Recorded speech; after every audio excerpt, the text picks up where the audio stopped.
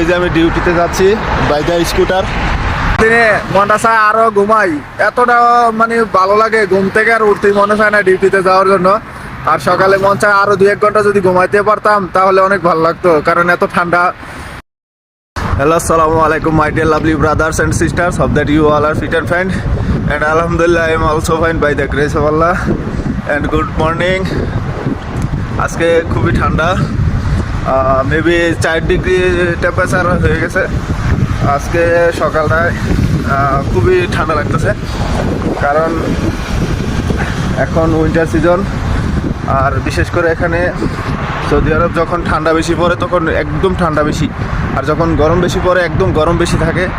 আর এখন বর্তমানে ঠান্ডার দিন, ঠান্ডার সময় যেহেতু টেম্পারেচারও আস্তে আস্তে কমতেছে। আজকে 4 ডিগ্রি টেম্পারেচার হয়ে গেছে আজকে, খুবই ঠান্ডা।